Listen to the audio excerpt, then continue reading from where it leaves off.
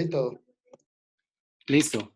Ok, muy buenas noches para todos los que están conectados pues en este día 1 de mayo, pero bueno, agradecerles que estén acá. Hoy vamos a mirar el taller de lectura interpretada de antibiograma en cocos gram positivos. Inicialmente me voy a basar en Staphylo aureus porque realmente es uno de los gérmenes más importantes en UCI y fuera de UCI. O sea, siempre que ustedes tengan la presencia de cocos gram positivos o que el laboratorio o bacteriología les diga que va creciendo un coco gram positivo, siempre se tienen que hacer este esquema. El laboratorio, o si ustedes están a la mano para hacer algo que se llama catalasa, para poder diferenciar si es del grupo Streptococcus o si es del grupo Estafilococo. ¿Esto por qué? Porque de eso también depende la parte de terapia que uno va a implementar o que puede ajustar en el paciente. Siempre que uno tenga un coco gram positivo y haga una catalasa, si la catalasa es positiva, que eso se hace en segundos, y uno mira cuando toma una colonia y le agrega el sustrato, inmediatamente empieza a hacer burbujas, y eso es catalasa positiva. Eso es porque igualmente el estafilo tiene catalasa. Y lo otro es que si tiene catalasa positiva, uno tendría que hacer algo que se llama una prueba de coagulasa. Si la coagulasa es positiva, es con plena seguridad que eso es un estafilococo áureo, antes de que ustedes tengan el resultado del antibiograma. Entonces miren que uno se podría adelantar en saber si el germen que está implicado es un estafilo áureo o si es otro grupo de germen. Pero si la catalasa es negativa, entra ya dentro de los estafilocoagulasas negativos. Entonces esto es supremamente importante porque acuérdense que cuando ustedes tengan un hemocultivo positivo para un staph áureo, el valor predictivo positivo de un solo hemocultivo es casi del 85 al 90%. O sea, siempre que ustedes tengan un estafilo áureo en un solo hemocultivo, nunca va a ser una contaminación, ¿de acuerdo? Porque el valor predictivo positivo está casi entre el 85 al 90%. En cambio, si ustedes tienen un staph coagulasa negativo, sea ya un epidermidis, un capitis, un aureolítico, y que sea un solo hemocultivo, el valor predictivo positivo es menos del 20%. Por eso la mayoría de ellos son una contaminación. Cuando uno lo consideraría realmente una bacteremia es que sean los dos hemocultivos y que crezcan en menos de 12 a 24 horas. ¿De acuerdo? Los cocos gram positivos como los estafilos crecen muy rápidamente, en menos de 24 horas están creciendo. Si la catalasa es negativa, entonces ya uno se iría al grupo de los estreptococos. Entonces nos vamos a dirigir un poco más hacia los estafilos. La lectura interpretada del antibiograma consta de 4 pasos, como lo vimos en la clase de bacilos gram negativos. Acuérdense que el primer paso es la identificación del microorganismo. El segundo paso es determinar la resistencia natural y adquirida del germen. El tercer paso son antibióticos claves para reconocer los mecanismos de resistencia. Y el cuarto paso es la epidemiología. Con el estafilococo gram positivo voy a empezar a la inversa, o sea, voy a empezar desde el cuarto paso. ¿Por qué? Porque es importante que ustedes conozcan la parte de la epidemiología. Entonces, el estafilo es un germen que es uno de los que más causa amenaza en la unidad de cuidados intensivos, ¿de acuerdo? Pero aquí ya tenemos un primer dilema. El primer dilema que tenemos es que uno no podría saber a simple vista o porque el laboratorio me diga que va creciendo un coco gram positivo, a pesar de que de pronto hasta sepamos que es un staph aureus, que sea un meticilino resistente o un meticilino sensible, siempre y cuando ustedes tengan biología molecular que lo puedan detectar en 4 horas o menos. Pero ese es el gran dilema, saber y dilucidar si es un meticilino resistente o un meticilino sensible al cual yo tengo enfrente cuando me digan que está creciendo un Staphylo aureus. ¿Y esto por qué? Acuérdense que desde el punto de vista epidemiológico, aunque esta es una estadística en pediatría, pero la base de datos de 24,000 casos de bacteremia es de adulto, el Staphylo aureus está entre el tercer al cuarto o al segundo lugar de producción de bacteremia en la mayoría de los hospitales. Entonces usted tendría que conocer su epidemiología para poder determinar qué va a intervenir cuando un paciente tenga, por ejemplo, una probable infección asociada a los cuidados de la salud o venga de la comunidad y qué posibilidades tiene de tener una bacteremia por estafilo. Pero como les dije, el estafilo está asociado a mortalidad, la bacteremia, y uno tendría que mirar si es un estafilo aureus meticilino resistente o un sensible. Hay publicaciones en las cuales el estafilo meticilino resistente está más asociado a mortalidad, otros están a favor de que es un meticilino sensible. Ese es el gran dilema. Entonces, cuando nosotros enfrentamos a un paciente, tenemos que determinar la posibilidad de que es un Staph aureus meticilino resistente o sensible. Y lo otro es que cómo está la epidemiología en este momento. En este momento, miren que, por ejemplo, a nivel de bacteremia, el Staph meticilino resistente, ya sea de la comunidad o intrahospitalario, está tendiendo a la baja. El meticilino resistente, ya sea intrahospitalario o de la comunidad, está tendiendo a la baja.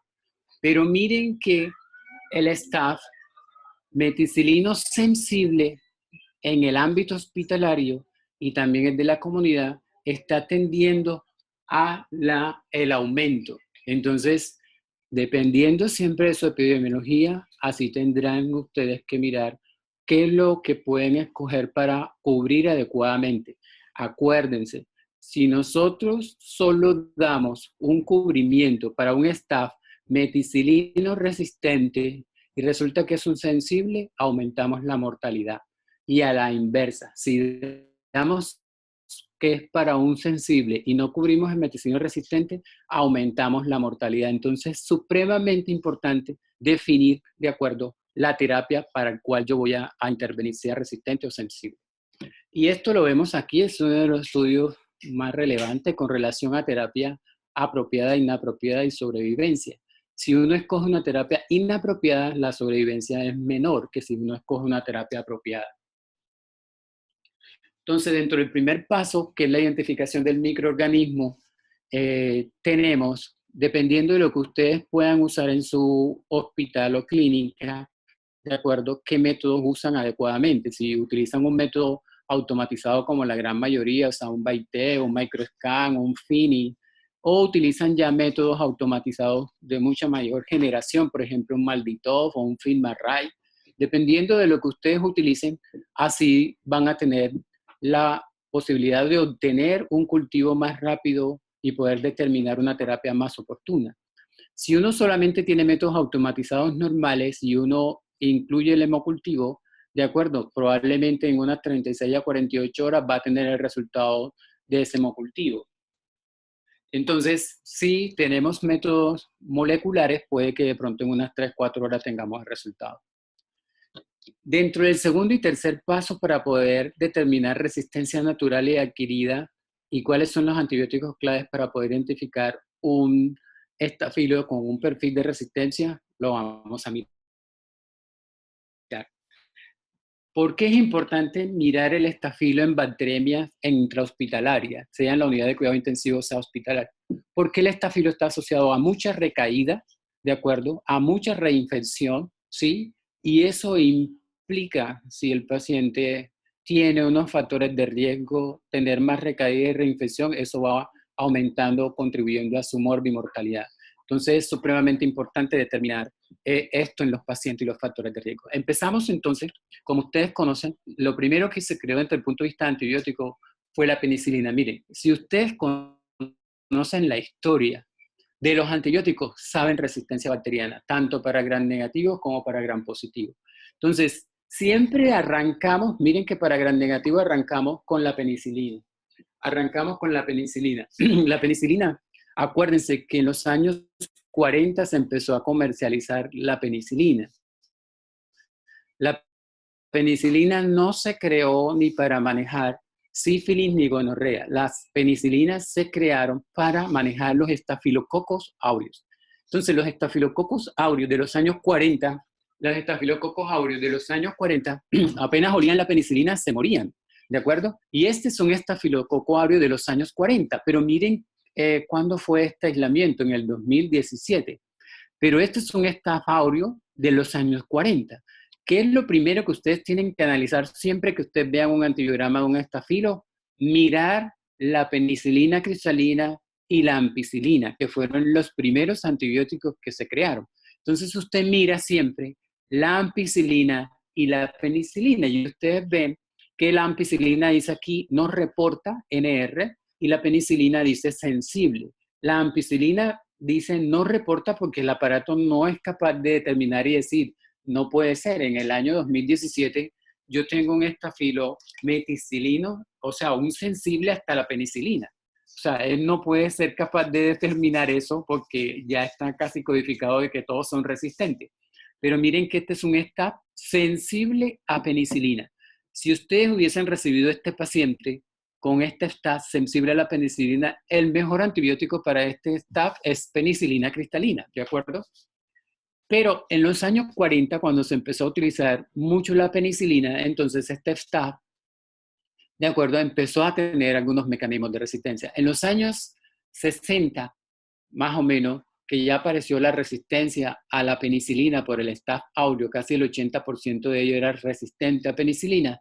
Entonces, esto se dio porque el Staphylo aureus tiene o produce 4 beta-lactamasas. Ojo, las beta-lactamasas son un mecanismo de resistencia casi exclusivo de los bacilos gram negativos.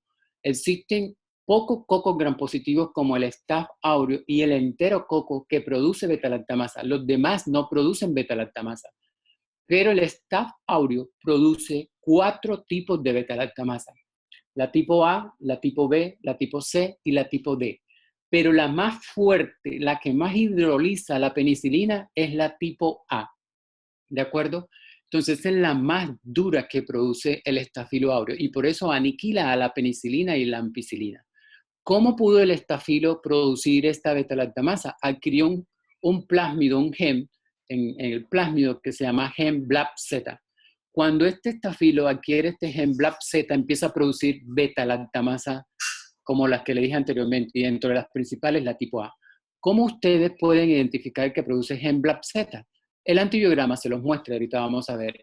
Esta es la adquisición del gen BLAP-Z, y cuando adquiere el gen BLAP-Z, que ustedes lo ven aquí, este estafilo empieza a producir beta-lactamasas que son extracelulares.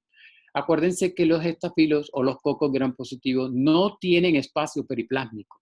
Por lo tanto, las beta-lactamasas son extracelulares o en la parte externa, de acuerdo, de su membrana. Entonces vamos nuevamente al estafilo y miren que ahora aquí, a diferencia del anterior que les mostré, miren que el anterior era sensible a la penicilina, ahora este que les muestro dice black y black. Miren que dice black aquí en ampicilina y dice black en penicilina. Eso quiere decir que este estafilo tiene adquisición de un gen BLAP-Z y está produciendo beta-lactamasas tipo penicilinasa. Acuérdense que les dije la A, la B, la C o la D, pero la que más produce es la A.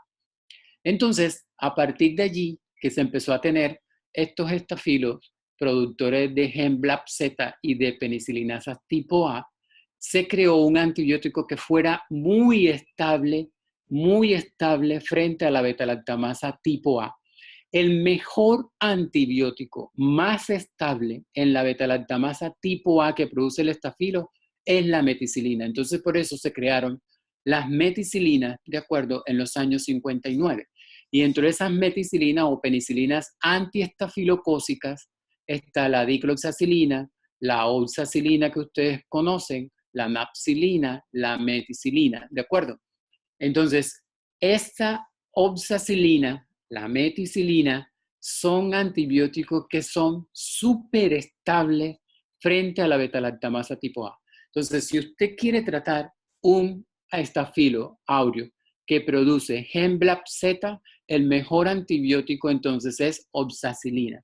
Entonces, en los años 59 se creó la penicilina semisintética, dentro de esto la oxacilina.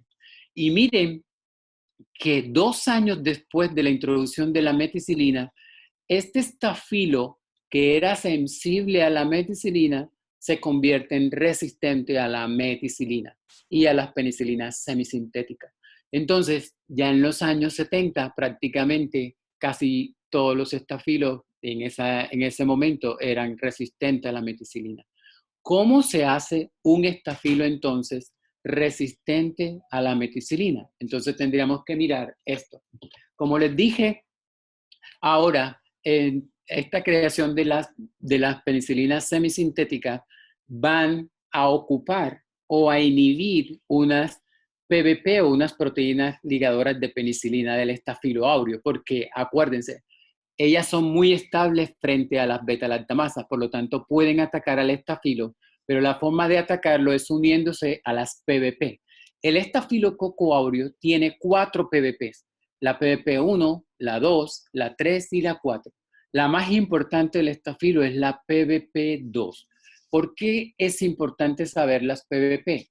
Hay PBP de alto peso molecular y de bajo peso molecular. La PBP2 es de alto peso molecular, es una transpeptidasa, ¿de acuerdo? En cambio, las otras tienen un componente de carboxipeptidasa, quiere decir que tienen un protagonismo menor. Entonces, esta es la estructura de la PBP2, ¿de acuerdo? Del estafilo. Y ustedes pueden observar que tiene ciertos dominios y ciertos sitios activos. Miren que este sitio activo es donde se une esta terminal que es D-alanina, que es el UDP pentapéptido para seguir construyendo pared. ¿Qué quiere decir esto? La PBP se une a este terminal y sigue uniendo más D-alanina para construir toda la pared. Pero miren que los beta-lactámicos tienen una estructura muy similar a la D-alanina, que es el UDP pentapéptido. Si un antibiótico se pega aquí, el cual no tiene terminación de alanina, inmediatamente interrumpe la formación de la pared y destruye el estafilo. Esa es la forma como lo destruye. Entonces, miren que un estafilo meticilino sensible que tiene 4 PBPs, como ustedes las ven aquí, 1, 2, 3 y 4, cuando se le une el beta-lactámico como la oxacilina, ¿de acuerdo? Va a destruir el estafilo. ¿Por qué? Porque toda se pega, todo el estafilo, todas las penicilinas semisintéticas se le pegan, destruyen la pared, no permite que se siga construyendo pared, no permite que se siga construyendo pared y destruye al estafilo. ¿Qué hizo entonces este estafilo para poderse defender y poder adaptarse al medio sabiendo que ahora estaba siendo destruido por la meticilina, o la oxacilina o las penicilinas semisintéticas? Este estafilo adquirió un gen por transferencia horizontal de un estafilo coagulasa negativo, ¿de acuerdo? Un gen, y adquirió este cassette que se llama cassette cromosómico MEC. Hay diferentes cassettes cromosómicos. Hay MEC-A, hay MEC-B, hay MEC-C, hay MEC-D. Pero este cassette MEC-A, de acuerdo, mírenlo, este cassette MEC-A, que es adquirido por este estafilo, lo que hace es que en vez de que se produzca una PBP2, produce también es una PBP2A. O sea, que produce una PBP externa o diferente que se llama PBP2A. A medida que este estafilo adquiere este cassette cromosómico, empieza a desarrollar PBP2A. Entonces, ¿esto qué significa? Miren, cuando usted pone el antibiótico beta-lactámico tipo oxacilina, el estafilo tiene un mecanismo sensor que se llama el mecanismo sensor MEC. ¿De acuerdo? Este mecanismo sensor que lo tiene en su membrana capta a este antibiótico que usted está dando. Cuando lo capta, miren que si este estafilo tiene adquirido un gen que se llama MEC-A, el cual está reprimido por este sistema MEC, ¿de acuerdo? Normalmente no lo expresa, solo se expresa cuando usted pone el antibiótico. Este mecanismo capta el antibiótico, inhibe la represión del MEC y entonces el MEC se libera y produce PBP2A. Cuando produce PBP2A, miren a dónde se va la PBP2A. ¿Se acuerdan que yo les dije que este estafilo tenía 4 PBPs? 1, 2, 3 y 4. Entonces, esta PBP2A es como una PBP falsa. en el cual este antibiótico que usted sigue dando se va a pegar a esta PBP2A. Sin embargo, lo que hace es que la PBP2, que es la principal del estafilo, siga ejerciendo su función de transpeptidasa y seguir formando la pared. Entonces, por eso se hace resistente a la oxacilina. Por mucho que usted le dé antibióticos beta-lactámicos, no va a matar a este estafilo. ¿Por qué? Porque la PBP2 va a aniquilar o a inhibir al antibiótico y el estafilo va a seguir construyendo pared. Cuando es resistente a la oxacilina, quiere decir que es resistente a todos los beta-lactámicos. Entonces, usted ahora tiene un estafilo meticilino resistente que tiene sus 4 PBPs, pero ahora además de eso tiene esta PBP que se llama PBP2A. Esta PBP2A, a pesar de que usted coloque el antibiótico, va a haber PBP2A libre y va a dejar a otras libres como la 2, en la cual este estafilo va a seguir construyendo pared y no va a poder ser destruido. Entonces, las PBP, en especial la PBP2, que es una transpeptidasa clase A, cuando el estafilo adquiere un cassette cromosómico MEC-A, cambia esta PBP2 por una PBP2A. Y esta PBP2A, ¿cómo sabe usted que este estafilo tiene una PBP2A? ¿Cómo sabe que la adquirió? Es con un test que se llama test de cefalcitina. ¿Por qué es importante el test de cefalcitina? Porque la cefalcitina, y miren que no dije la oxacilina, o sea, que para poder saber que es un estafilo meticilino resistente, usted no puede tomar la oxacilina como el índice de ser resistente y concluir que es un meticilino resistente. No, es con base a la cefalcitina. ¿Por qué es la cefalcitina? Porque la cefalcitina es la que mayor induce a este sistema MEC. Cuando usted pone la cefalcitina, esta cefalcitina es captada por el sistema MEC, ¿de acuerdo? El sistema MEC escinde la represión del gen MEC-A y hace que se exprese el MEC-A inmediatamente y empieza a producir PBP2A.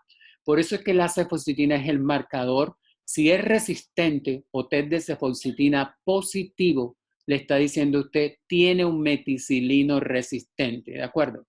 Entonces vamos para que ustedes miren. ¿Qué es lo primero que hay que ver cuando yo tengo un antibiograma con un probable coco gran positivo o un estafilo áureo? Siempre el que van a mirar, acuérdense la historia. ¿Qué es lo primero que se utilizó? Ampicilina y penicilina. Entonces usted siempre mira ampicilina y penicilina. Miren que ahí les dice, tengo un gen black, ¿de acuerdo? Eso quiere decir que este estafilo está produciendo beta-lactamasa por tener un gen BLAP Z. Ahora, ¿qué sigue después? Mira la oxacilina, porque fue la que siguió en el orden de tratamiento de los estafilos. Entonces mira la oxacilina y miren que la oxacilina dice resistente. La oxacilina resistente no le está diciendo a usted que usted tiene un meticilino resistente. Solamente le está diciendo que es un resistente a oxacilina, ¿de acuerdo? ¿Por qué esto? Porque en un grupo bacteriano o en una carga bacteriana pueden haber cepas tolerantes a la oxacilina y se reportan como resistentes, pero otras también son sensibles. ¿Qué quiere decir esto? Es que, por ejemplo, yo les dijera a ustedes, algunos de ustedes son más tolerantes al dolor que otros, ¿de acuerdo? Si se exponen al dolor. Pero eso no quiere decir que sean resistentes completamente al dolor. Es igual, algunos son tolerantes a la oxacilina y otros no, ¿de acuerdo? Eso es lo único que me está diciendo. Pero que tenga un cassette cromosómico ya incluido y que por eso está ejerciendo o produciendo una PBP2A y que por eso es resistente a todos los beta-lactámicos, eso no me lo está diciendo la oxacilina. Me lo dice la cefalcitina. Entonces, muchos de los antibiogramas le reportan a usted así, screening de cefalcitina positivo. Cuando le dicen a usted que el screening de cefalcitina es positivo, usted está al frente de un estafilo meticilino resistente. Eso quiere decir que tiene adquisición de un cassette cromosómico MEC-A. Entonces, cuando usted está enfrente de un meticilino resistente, tiene que mirar de dónde proviene esta cepa y es de hemocultivo. Eso quiere decir que este paciente estamos frente a una bacteremia, ¿de acuerdo? Tiene el estafilo en sangre. Entonces, siempre que usted tenga bacteremia por estafilo meticilino resistente, o sea, meticilino sensible, pero que sea bacteremia, los antibióticos que usted tiene que enseguida mirar después son los glucopéptidos. Entonces, mira enseguida los glucopéptidos como la vancomicina. ¿Esto por qué? Esta es la diapositiva que sigue. Miren que en pacientes graves, bacterémicos, los mejores antibióticos son los hidrofílicos. ¿Qué quiere decir eso? Son antibióticos de bajo volumen de distribución. ¿Por qué? Porque usted tiene la bacteremia, usted tiene los bichos o las bacterias en la sangre. Usted no necesita antibióticos lipofílicos que se salgan de la sangre. Necesita antibióticos hidrofílicos con bajo volumen de distribución. ¿Cuáles son esos? Los beta-lactámicos que actúan por tiempo por encima de la concentración, o los que actúan por concentración máxima, como los aminoglucósidos, o los que actúan por área bajo la curva sobre la MIC, que son los glucopéptidos. Como este es un MIRSA, o sea, un estafilo meticilino resistente, y eso implica decir que es resistente a todos los beta-lactámicos, entonces usted no va a poder usar beta-lactámicos. Tendría que usar un glucopéptido. Entonces, siempre en bacteremia, de acuerdo, y si es meticilino resistente, el mejor antibiótico es un glucopéptido. Siempre que vaya a poner un glucopéptido como vancomicina, tiene que mirar su área bajo la curva sobre la MIC. ¿Qué significa esto? La efectividad o el éxito terapéutico de la vanco se mide con área bajo la curva sobre la MIC y siempre tiene que estar por encima de 400. ¿Qué quiere decir esto?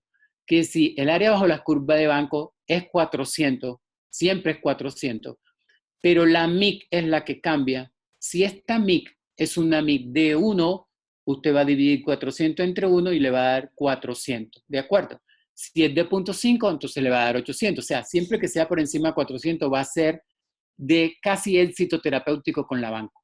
Pero si ya es una MIC de 1.5, de 2, usted puede tener fracaso terapéutico con la vanco. Así sea que el antibiograma se lo reporte como sensible, y ahorita lo vamos a ver. ¿Qué es lo otro que usted tiene que mirar en un estafilococo aureus? Es esto que se llama D-test. El D-test es la resistencia ya sea inducida o cromosómica a clindamicina. ¿De acuerdo? Y este es el D-test. ¿Qué significa esto? Porque muchos de nosotros usamos clindamicina para las infecciones por estafilo. Pero ojo, la clindamicina en infecciones por estafilo que no sean bacterémicas. Acuérdense que la clindamicina es un antibiótico lipofílico con volumen de distribución alto. No sirve en bacteremia. Sirve en infecciones de piel y tejidos blandos, óseas, ¿de acuerdo? Y no en bacteremia. Entonces, pero como tenemos muchos pacientes con infecciones por estafilo, ya sea sensible o resistente, tendríamos que mirar siempre la clindamicina. ¿Por qué? Miren que la clindamicina, siempre que usted vaya a poner clindamicina a un paciente con una infección por estafilo, siempre tiene que mirar los macrólidos. Siempre que vaya a poner clindamicina, tendría que mirar los macrólidos. ¿Por qué? Los macrólidos actúan en el mismo sitio de las lincosaminas o la clindamicina. Miren lo que actúa en el mismo sitio. Este es el sitio en el cual, miren que el sitio P va y arrastra el aminoácido para volverlo a llevar al sitio P para empezar a producir la síntesis de proteína. ¿Qué hacen los macrólidos? Impide que el sitio P, cuando ya capture el aminoácido, vuelva otra vez al sitio P. Y miren qué hace la clindamicina. Impide que el sitio P vaya al sitio A. Entonces, fíjense que tienen el mismo sitio de acción, pero con diferentes acciones, pero es el mismo sitio. O sea, que si yo tendría una resistencia a los macrólidos, podría inducir una resistencia a clinda. Entonces, eso es lo que se ve acá. Cuando el germen tiene un patrón que se llama así, patrón MLSB, que quiere decir macrólidos, lincosaminas y estreptograminas del grupo B, si tiene un patrón de resistencia que es el gen ERM y es resistente a los macrólidos, puede haber inducción de resistencia a la clinda. Y eso es lo que se llama D-test. Y es aquí donde está el D-test. Entonces, lo que hace el laboratorio, cuando usted tiene un paciente que sea sensible a clinda, este es un sensidisco de clindamicina, en donde el halo mayor de 19 milímetros le está diciendo que es sensible a clindamicina, pero la eritro es resistente. Miren que el germen creció casi en el sensidisco del eritro, pero miren que miren que extrapoló su resistencia y acortó o acható el halo de la clindamicina que debiera ser completo hasta acá. Eso es lo que se llama resistencia inducida cuando usted pone clinda y el germen es resistente a un macrólido. Y esta es la D de D-test. ¿Qué significa entonces tener un D-test positivo? Significa que usted no puede usar clindamicina, porque si la usa, a pesar de que el antibiograma le diga que es sensible, va a tener resistencia inducida. Entonces, ¿cómo se ve eso en el antibiograma? Siempre que tengan un estafilo áureo, que es lo que vamos a mirar primero, la ampicilina y la penicilina. Eso quiere decir que tengo aquí un gen BLAP-Z metido y estoy produciendo penicilinasa. Posteriormente, ¿qué miro? La oxacilina. Miren que ahí dice oxacilino resistente. El hecho que sea resistente no quiere decir que sea meticilino resistente. Quien me dice a mí que es meticilino resistente es el test de cefoxitina. Cefoxitina positivo, entonces me está diciendo que tengo un meticilino resistente. Quiere decir que tiene un cassette cromosómico MECA y está produciendo una PBP2A. Cuando yo tengo un estafilo, enseguida miro dónde está ese estafilo siendo aislado. Y miren que es en hemocultivos, ¿de acuerdo? O sea que estoy bacterémico. Entonces, siempre que miro la vancomicina, y miren que la MID de banco es de 1. Eso quiere decir que yo tengo un área bajo la curva sobre la concentración unitaria mínima de 400. O sea, eso me deja un poco de tranquilidad que puedo usar clindamicina. Pero si ese paciente fuera una bacteremia secundaria, un foco de piel y tejido blando, por ejemplo, cuando ya yo erradique la bacteremia, entonces tendría que ir con un antibiótico que sea lipofílico, que llegue hasta el tejido. Y uno de esos mejor es la clinda. Entonces, por eso usted después mira el eritro, mira que dice eritro resistente y mira la clinda, es resistente. Cuando ambas son resistentes, usted tiene una resistencia constitutiva. Pero si, por ejemplo, la clinda fuera sensible y la eritro resistente, cuando usted le fuera a poner la clinda, le va a hacer una resistencia inducible. Entonces, este germen tiene una resistencia inducida. ¿Qué quiere decir? Tiene un D-test positivo. Usted no puede usar clinda.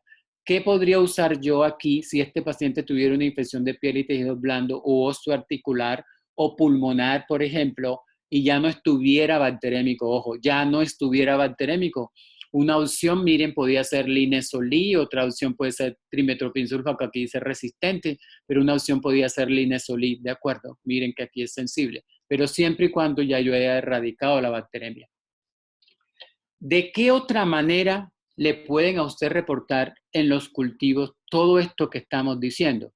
Este es un equipo que es un BITEP normal o un microscan normal, donde a usted le reportan aquí la cefoxitina, le reportan la clinda, todo lo demás. Pero miren que este equipo es un Phoenix y este Phoenix no le da cefoxitina, no le dice clindamicina si es inducible o no, sino que le da el genotipo. Miren, le da aquí el genotipo.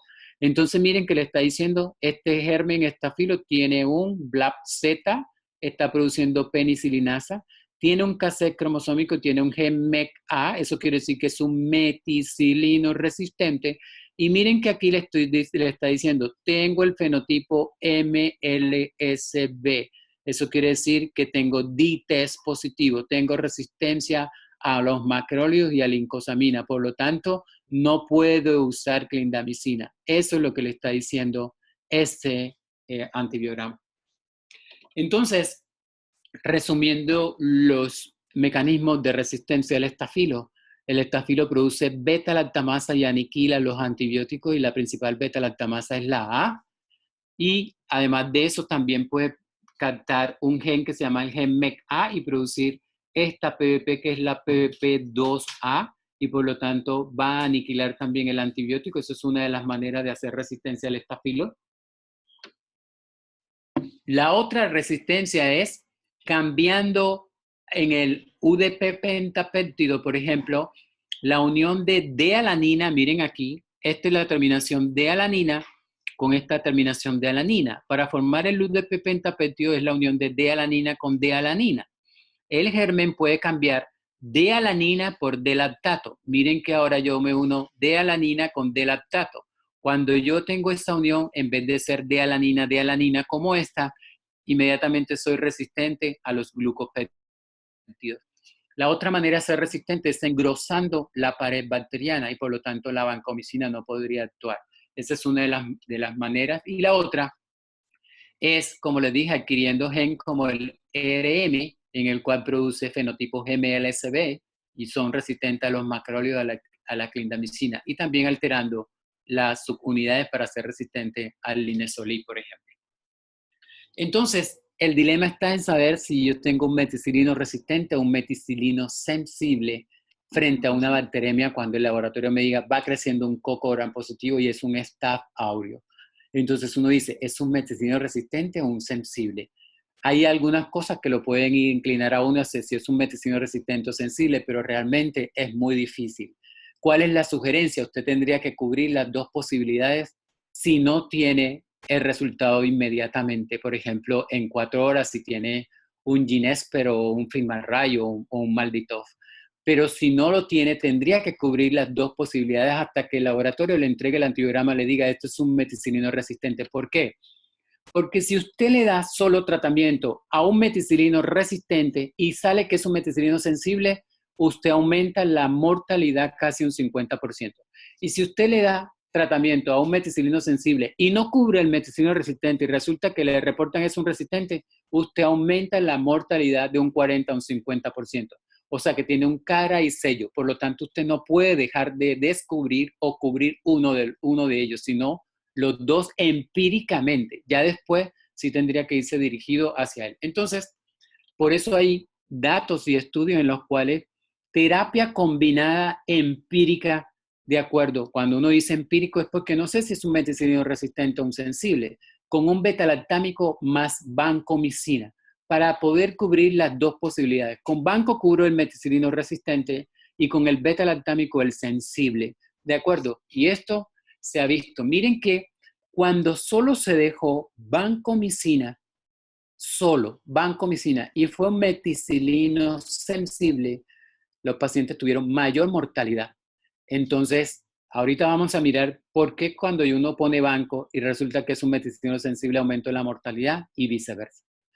Y este otro artículo también soportando que la terapia combinada de vancomicina, un glucopéptido más un beta-lactámico frente a bacteremia por estafilo, miren acá abajo, la terapia combinada empírica es la mejor opción, ¿de acuerdo? Desde el punto de vista de mejoría, ¿sí? Del paciente antes de tener el resultado. Es como una de las mejores opciones. Entonces miramos ese antibiograma. ¿Qué vamos a mirar primero? Acuérdense, GenBlack Z, que quiere decir que tengo resistencia a ampicilina y a penicilina. Miro la uxacilina y es resistente. Este es un paciente con una bacteremia, con hemocultivo positivo, ¿de acuerdo? Entonces, miren que dice screening de cefalcitina positivo, ¿de acuerdo? O sea, que tiene un gen MEC-A, es un MIRSA. Si yo tengo un MIRSA, acuérdense, y es bacteremia, la mejor opción es banco. Entonces uno aquí, yo haciendo, porque no vamos a poder descifrar esto, porque no podríamos terminar hoy, ¿qué antibiótico le pondría? Banco, dacto, linezolid, vancomicina, amoxicilina, cefazolina. Nuevamente les muestro el antibiograma y miren que este es el mismo paciente y miren que como es hemocultivo y es un MIRSA, miren la vancomicina. El mejor antibiótico sería un glucopéptido porque es una bacteremia. Miren, la MID de banco es de 1, o sea que tendría un área bajo la curva de 400, o sea que yo podía estar tranquilo poniéndole la banco. Acuérdense que esto es porque los mejores antibióticos en bacteremia para estafilos son los glucopéptidos, ¿de acuerdo? ¿Y qué tiene la FDA en bacteremia por estafilo meticilino resistente? Estos son los dos antibióticos más aceptados y aprobados para bacteremia por estafilometicina resistente, la vancomicina y la daptomicina, ¿de acuerdo? Entonces, siempre que uno vaya a usar banco, acuérdense que tienen que mirar el área bajo la curva sobre la MIC y debe estar por encima de 400 para poder tener un éxito terapéutico. Entonces, miren este paciente, es un paciente que tiene una infección osteoarticular con un compromiso de la articulación de la cadera y piomiositis. Y miren el hemocultivo, reportó un Staph aureus. Pero miren el Staph aureus. Resistente a uxacilina, screening de cefositina positivo, o sea que es un MIRSA. Y miren la MID de banco. La MID de banco es una MID de 2. Y miren que se lo reportan como sensible. ¿Por qué se lo reportan como sensible? Porque se lo empiezan a reportar como intermedio a partir de una MID de 4, porque estos son equipos automatizados, no son ITs. Entonces, con MID de 2, a pesar de que se lo reporte sensible, usted puede tener fracaso terapéutico, porque ya el área bajo la curva no sería de 400, sino que sería de 200. Entonces, este paciente le dejamos daptomicina en vez de banco, porque tenía una MIC de 2 de banco, o sea, tenía un área bajo la curva menos de 200.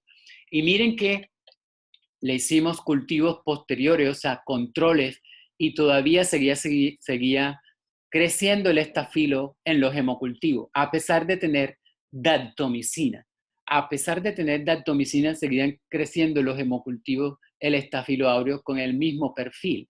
Entonces, ¿qué tenemos? Uno puede tener fracaso terapéutico cuando yo tengo una MID de banco de 2, porque el área bajo la curva ya me daría 200.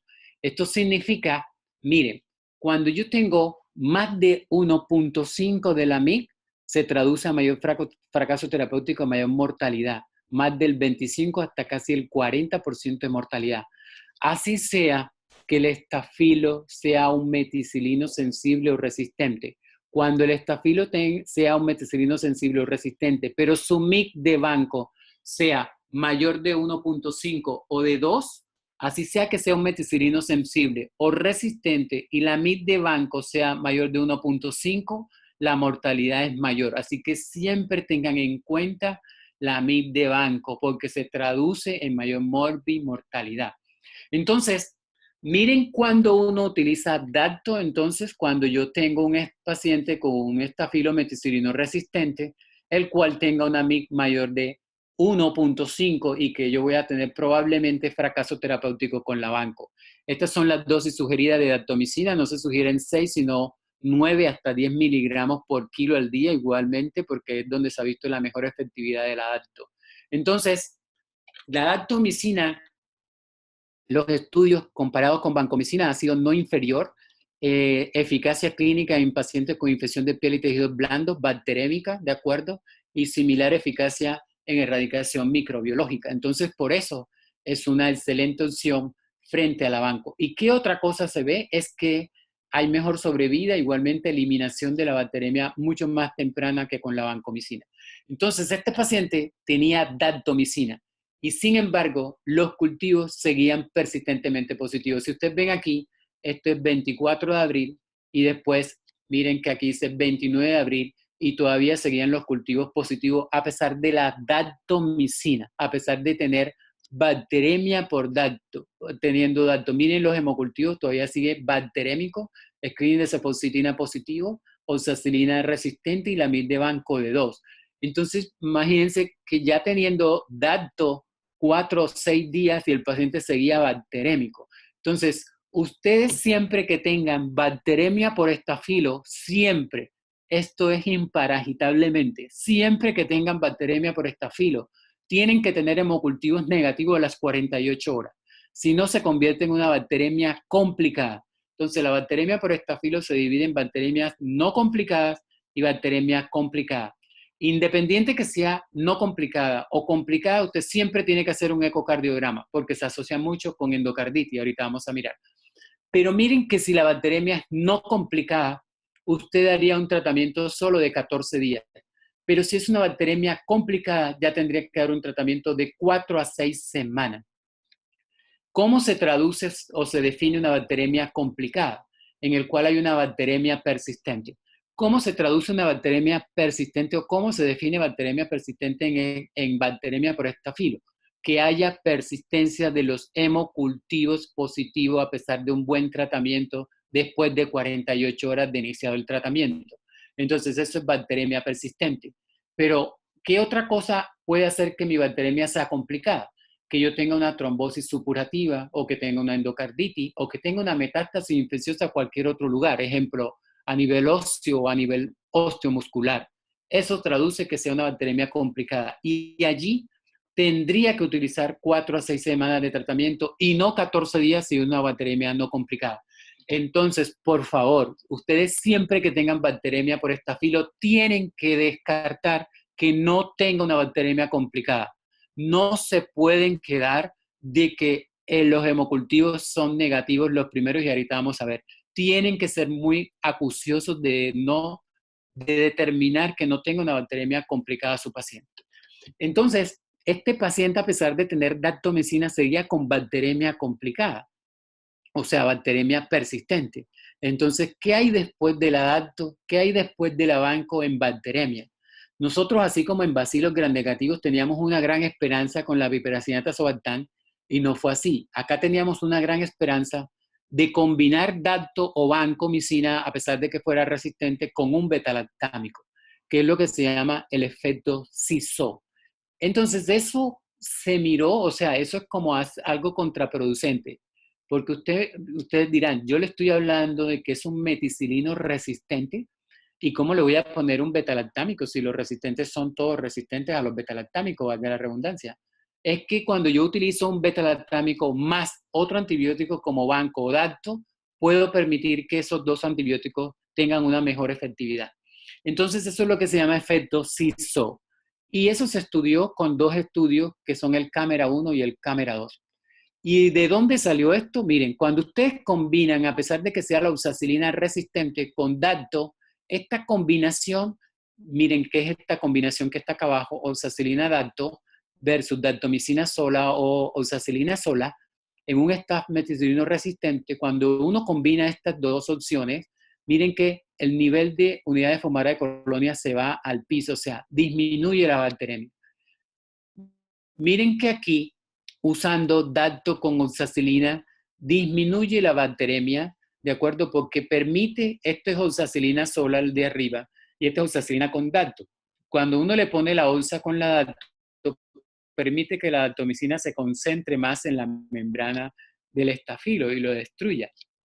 O si combino banco con oxa, también ese sinergismo puede hacer que a pesar de que sea resistente. Y eso se miró en el estudio Cámara 1. En el Cámara 1, mira, de tener banco, que era otro que tenía que seguir, sería combinar antibióticos, entonces esa fue una propuesta. Entonces, la combinación de banco con oxacilina, aquí esta combinación versus terapia estándar sola, pareciera que disminuyera la bacteremia. Entonces, eso lo corroboraron con el Cámara 2, y el Cámara 2, eso fue lo que hizo, terapia sola versus terapia combinada. Resumiéndole el Cámara 2, este estudio se tuvo que suspender. ¿Por qué? Porque la terapia combinada había más daño renal que la terapia sola. ¿De acuerdo? Entonces quedamos, pero fue flop, o sea, quedamos para atrás, porque esa era una gran propuesta de tener combinación de banco con oxacilina, y fue así, ¿de acuerdo? Entonces ese es el resumen de este estudio en el cual no se miró que la combinación con banco y otro antibiótico, un betalactámico, dacto y otro antibiótico betalactámico fuera mejor. Entonces, hay otra opción que es combinar dacto con cestaroline, también miren que se llama efecto CISO, y eso está dando un poco de resultado, ¿de acuerdo? Y miren por qué da un poco de resultado. La dactomicina necesita que la membrana del estafilo se cambie mucho más a negativo, ¿de acuerdo? Para que ella pueda actuar adecuadamente. Entre más carga negativa tenga la pared del estafilo, actúa mucho mejor. Cuando uno lo expone al beta-lactámico, es decir, a la cestarolina, por ejemplo, con la dacto, se va a exponer más esta membrana y se va a cambiar negativo, por lo tanto la dacto va a actuar mejor y va a destruir el estafilo. Esa es una de las maneras de poder usar esta combinación. Entonces, miren, ahora tengo ese estafilo en hemocultivo. Acuérdense, siempre uno mira ampicilina y penicilina, Hemblab Z, que quiere decir que tengo una penicilinasa. Ahora tengo que determinar si es un meticilino sensible o un meticilino resistente. Y miren que la oxacilina es sensible y el screening de cefalcitina es negativo. Cuando el screening de cefalcitina es negativo, usted tiene un meticilino sensible. Eso quiere decir que este estafilo no ha adquirido cassette cromosómico MECA y por lo tanto no está produciendo PVP2A, está produciendo su PVP2 normal. Entonces, ¿cuál es el mejor antibiótico frente a un estafilometicilino sensible? Si ustedes escucharon bien lo que les dije, sería oxacilina, ¿cierto? Porque es el más estable frente a la beta-lactamasa tipo A que produce un meticilino sensible. Entonces, aquí es donde viene el dilema. ¿Cuál sería el mejor tratamiento? Oxacilina o cefazolina. Entonces uno mira que si yo tengo un estafilometicilino sensible en bacteremia y le puse banco, y no le puse un beta-lactámico, sino que le puse banco, miren que hay mayor persistencia de la bacteremia, de acuerdo, más de 7 días, hay mayor recaída y hay mayor fracaso bacteriológico, por eso, y mayor mortalidad.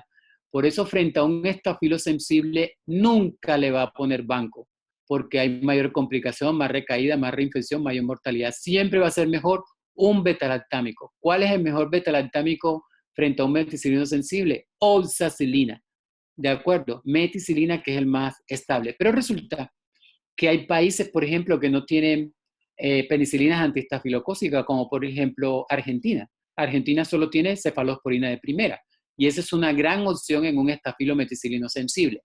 Entonces, ¿qué pasa con las oxacilinas? Hay muchas oxacilinas genéricas, y las oxacilinas genéricas, miren, esta es la oxacilina original, que es esta que hace la línea de Gauss, ¿de acuerdo? ¿Qué quiere decir esto? Quiere decir que tiene un efecto bacteriostático y tiene un efecto bactericida. Y este es el resto de oxacilinas genéricas, las cuales no hacen la misma curva, pero esta hace una curva muy similar, pero después hace una curva hacia arriba. Eso quiere decir que es generadora de cepas mutantes de estafilo. O sea que este es uno de los problemas que tenemos con la oxacilina, que hay muchas genéricas y que muchas genéricas no sirven. Ojo, pero este es un estudio in vitro que fue realizado en la Universidad de Antioquia por el grupo del doctor Vesga, en el cual se concretó de que las oxacilinas genéricas de Colombia tenían poca efectividad, pero este es un estudio in vitro, ¿de acuerdo?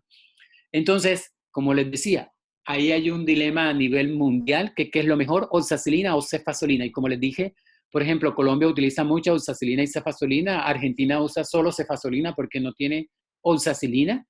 Pero lo que quiero que tengan en cuenta es lo siguiente: ¿qué es mejor, oxacilina o cefazolina? Eso se ha estudiado muy bien. En algunos estudios pareciera que cefazolina fuera un poco mejor que oxacilina con relación a disminución de la mortalidad a 30 días, de acuerdo, pero que no es significativo en todo.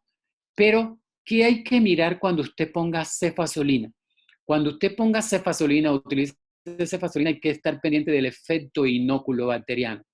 ¿Eso qué quiere decir? Usted puede tener fracaso terapéutico si tiene un efecto inóculo. ¿Cómo sabe usted que este estafilo tiene un efecto inóculo y puede usar la cefazolina muy tranquilamente? El efecto inóculo se observa cuando la MID de cefazolina es por encima de 16. Entonces, si usted tiene un efecto inóculo de la cefazolina, puede tener mayor probabilidad de mortalidad en infecciones graves o de alto inóculo, como en endocarditis o endocarditis bacteriémica. Entonces, dos cosas clave. Se ha estudiado muy bien el efecto inóculo en Sudamérica y en muchos países, ¿de acuerdo? Miren todo esto en 15 países de 5 ciudades de Colombia, igualmente en Ecuador, en Perú, en Bolivia, en Argentina, pero en general, en Sudamérica, el efecto inóculo de estafilometicilinos sensibles está entre un 26 a un 46%, ¿de acuerdo? Entonces hay que tenerlo en cuenta. Entonces, ¿cuál es la diferencia que ha existido entre oxacilina y cefazolina? No hay tanta diferencia ni en mortalidad, ni en endocarditis, ¿de acuerdo? Ni en mortalidad por infección de piel y tejido blando, pero sí hay diferencia en nefrotoxicidad. Cuando usted pone oxacilina, tiene mayor nefrotoxicidad que si pone cefazolina. Entonces, ahí hay una pequeña clave de cómo usted podía de pronto utilizar más un medicamento que otro. Si su paciente tiene un gran compromiso renal, utilice más cefazolina, ¿de acuerdo? Pero si no tiene tanto compromiso renal o no lo tiene, utilice más oxacilina porque es la más estable. Pero cuando vaya a usar cefazolina, tiene que mirar que no tenga un efecto inóculo. Si no tiene efecto inóculo, tranquilamente usted puede usar cefazolina. Entonces, le muestro este antibiograma de este estafilo en hemocultivo y miren siempre, ¿qué vamos a mirar siempre? El gen BLAP-Z. Eso quiere decir que produce penicilinas. Después uno mira la oxacilina y mira la cefalcitina. Y miren que la oxacilina es sensible y la cefalcitina es negativa, o sea que tengo un meticilino sensible. ¿Qué antibiótico utilizaría en este paciente? ¿Oxacilina o cefazolina? Entonces uno dice, ok, si no tiene daño renal, oxacilina está bien. Y miren ahora, cefazolina. Cefazolina tiene una MIC de 16. El efecto inóculo se empieza a observar con MIC de 16. ¿De acuerdo? Entonces, nuevamente le preguntaría a usted, ¿qué antibiótico utilizarían ustedes, cefazolina o oxacilina con este paciente? Oxacilina, claro está. ¿Por qué? Porque la cefazolina me está diciendo el aparato, el antibiograma, que tiene una MIC de 16, que puedo tener un efecto inóculo y puedo tener fracaso terapéutico con la cefazolina. Miren que la MIC de banco es de 2, a pesar de que es un meticilino sensible. Entonces, como la guía y la recomendación es que usted siempre que tenga una bacteremia por estafilo, siempre tiene que hacer hemocultivos de control a las 48 horas para descartar que no tenga una bacteremia persistente. A este paciente le hicimos hemocultivo de control. Y miren ahora, miren que es el mismo paciente y tenía un estafilo meticilino sensible. Ahora le hicimos hemocultivo de control. Miren los cultivos que son del 4 de febrero del 2019. Ahora miren que estos son del 6 de febrero del 2019. Estos son los controles. Ahora tengo es un meticilino resistente, no es un meticilino sensible. Miren, oxacilina resistente, test de cefalcitina positivo. Miren que tiene entonces ahora es un cassette cromosómico MEC-A. Ahora tengo vancomicina de 2 y tengo probablemente fracaso con banco. ¿Cómo que pudo pasar de un meticilino sensible a un meticilino resistente? No es que haya cambiado, sino que yo puedo tener diferente población en las cepas de estafilo. Unas son más sensibles y otras pueden ser resistentes. Como le estaba colocando oxacilina porque era un sensible, entonces acabé con la sensible. Ahora me queda la resistente. Por eso es supremamente importante que ustedes determinen que ese paciente no tiene una bacteremia persistente, ¿de acuerdo? O no tiene una complicación. Y una de las razones de tener bacteremia persistente es esta. Miren, un germen diferente de perfil de susceptibilidad. Inicialmente tenía un meticilino sensible, ahora tengo un resistente. Ya eso me convierte que tengo una bacteremia persistente. O tengo que descartarle que no tenga un foco no drenado o que el antibiótico no está haciendo adecuadamente con buena concentración, que es lo otro que usted también tendría que mirar. Ya le dije eso. Entonces, como la MIC de banco era de 2, acuérdense, siempre tienen que descartar esto. Este paciente tuvo una osteomielitis de la escápula y del codo, mire, como complicación también de la bacteremia persistente por estafilo. Entonces, ¿se acuerdan que les dije que cuando uno erradicaba la bacteremia y yo tenía una infección osteoarticular, tendría que usar un antibiótico que fuera lipofílico, porque tendría que llegar a ese sitio? Entonces, este es el mismo paciente que ahora hizo una osteomielitis de la escápula y el codo, pero ya no está bacterémico. Entonces, yo ahorita tendría que mirar, ya no está bacterémico, tendría que mirar en mi perfil del antibiograma cómo está el D-test, porque el mejor antibiótico sería clindamicina. Entonces miren que este paciente tiene eritromicina sensible, clindamicina sensible, o sea que tiene un D-test negativo, o sea que podría usar fácilmente clindamicina, ¿de acuerdo? O usted puede escoger trimetoprim sulfa, miren que también es sensible, o también puede escoger linezolid, que también es sensible. Eso depende también de su parte clínica y de lo que tengan de disposición. Ahora, como les dije, ya estamos terminando, si se debieran repetir los hemocultivos o no en bacteremia por gram positivo. Definitivamente sí.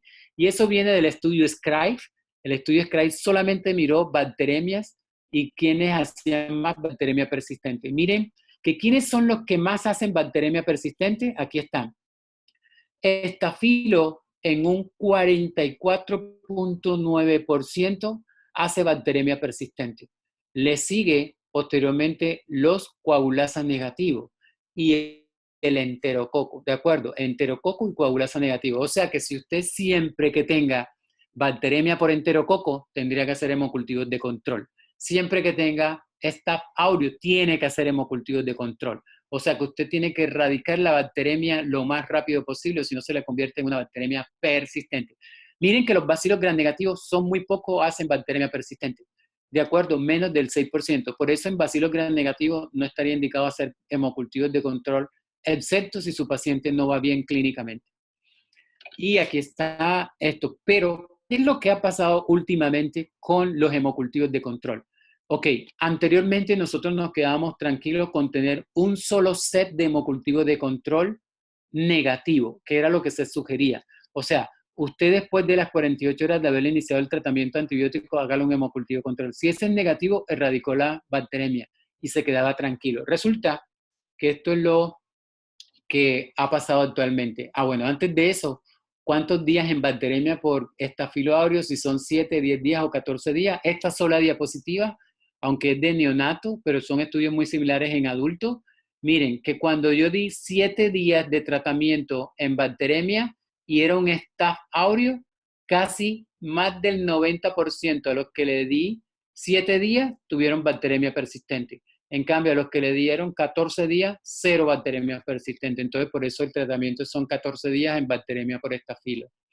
Y esto era lo que me refería de que ya no nos estamos quedando tranquilos con un solo set de hemocultivo. ¿Por qué? Se están viendo esto y esto es lo que se llama el fenómeno de salto en estafilo. ¿Qué quiere decir? Yo puedo tener cultivos negativos intermitentes. ¿Qué quiere decir? En esta serie de 750 y tantos bacteremia por Staph, 29, o sea, el 4% tuvo hemocultivos negativos intermitentes, es decir, tuvo hemocultivos negativos del primer set, pero el segundo set fue positivo, después el otro set negativo, así.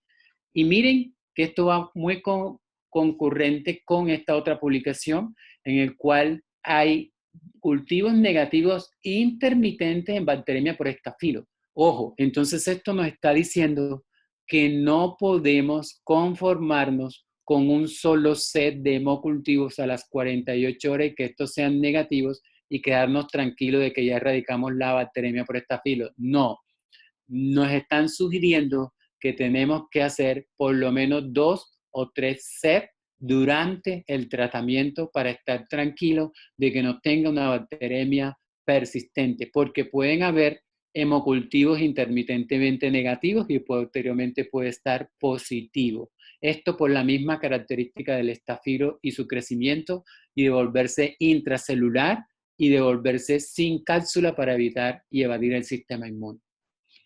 Ok, todo esto que hemos hablado de la interpretación de antibiogramas tanto en gran negativo como en gran positivo, usted lo pueden encontrar aquí en este libro de sepsis que nosotros escribimos el capítulo de lectura interpretada del antibiograma en bacilos gran negativo y gran positivo.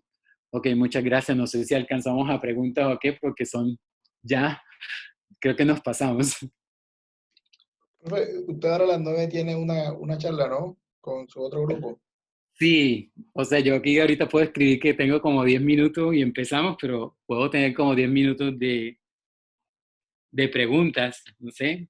Profe, sí, yo sí quería hacerle una pregunta, profe. Por lo menos nosotros, la aula de donde yo hago la residencia, por lo menos cuando nosotros queremos hacer cubrimiento de tratamiento antibiótico empírico amplio espectro por sospecha de gran positivo, usamos mucho la vancomicina como dosis de carga y dosis de mantenimiento, haciendo medición de vancocinemia cada 24 horas. Yo quería preguntarle si eso sí tiene algún nivel de evidencia y si eso influye sobre el control de hemocultivo a las 48 horas. Sí, claro, totalmente. Lo que pasa es que son tantas cosas, pero sí, siempre que usted vaya a colocar banco en bacteremia, tiene que poner una dosis de carga.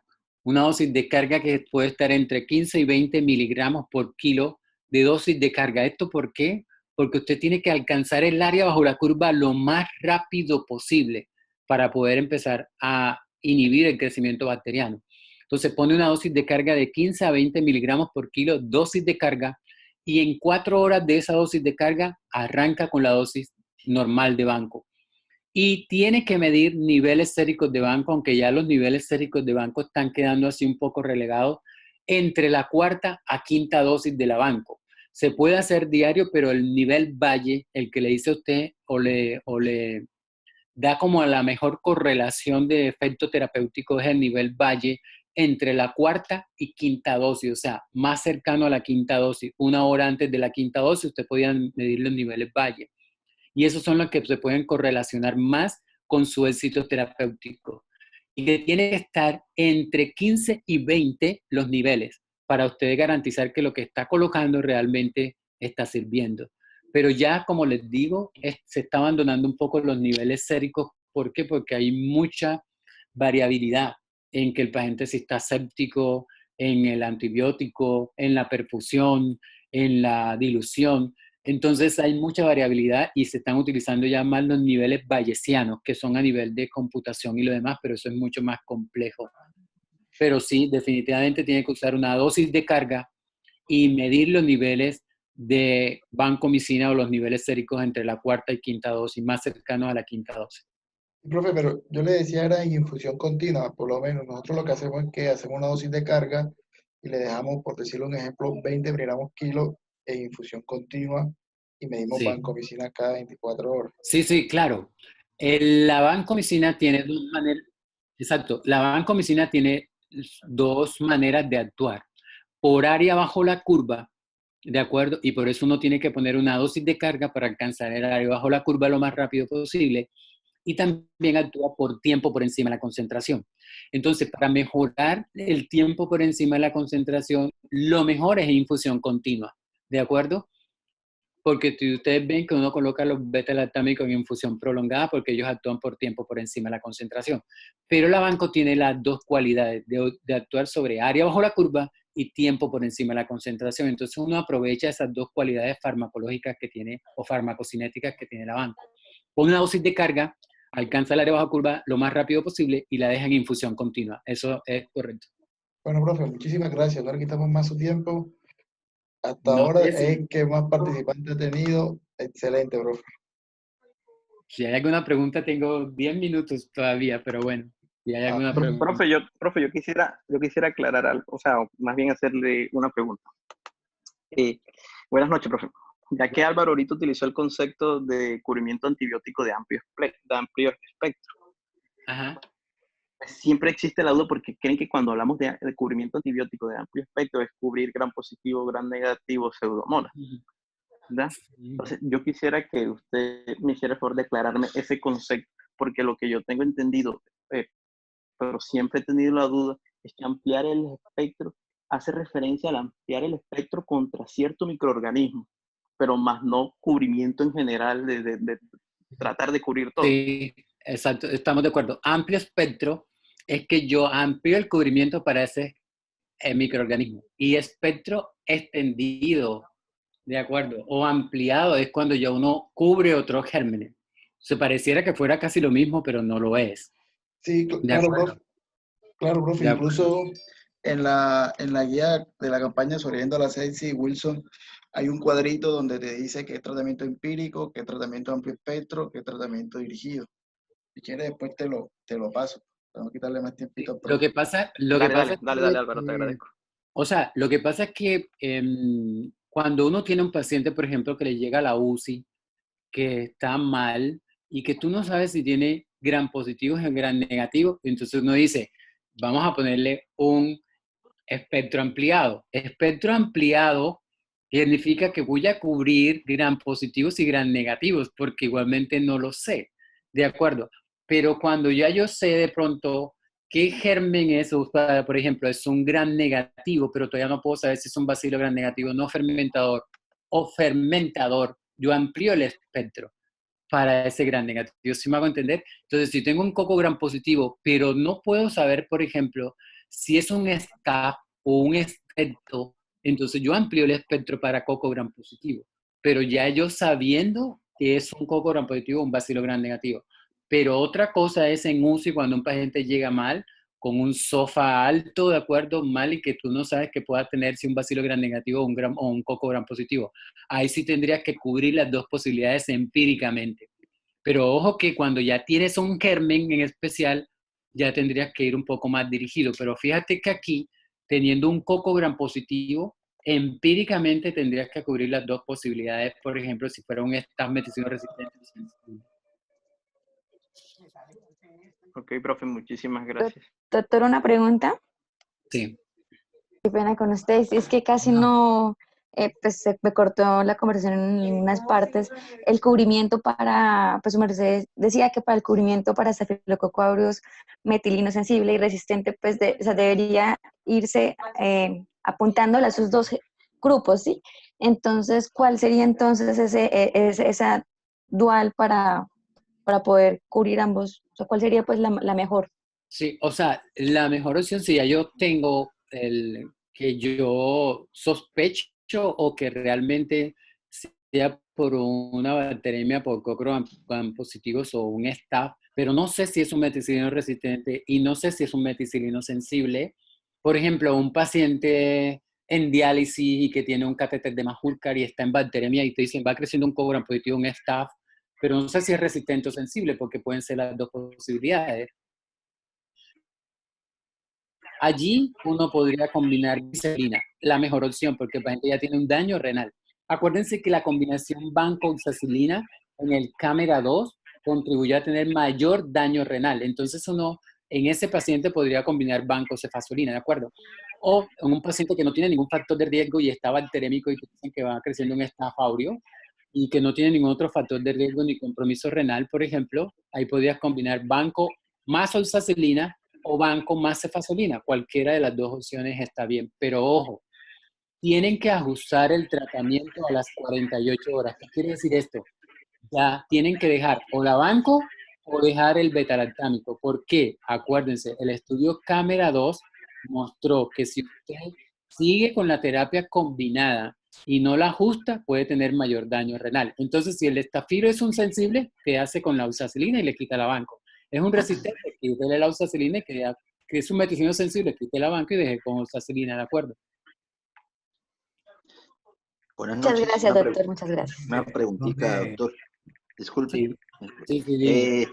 Una pregunta. En bacteremia por estafilococo de foco conocido, no cardíaco, ¿siempre están pidiendo ecocardiograma transesofágico para descartar la complicación de la endocarditis o hay algún racional para atenuar esta indicación en paciente que va mejorando y que la clínica pretest no sugiere que haya endocarditis? Lo digo porque en todos los medios no tenemos el ecocardiograma transesofágico para hacerlo y pues también que es invasivo y tiene algunos riesgos de complicaciones.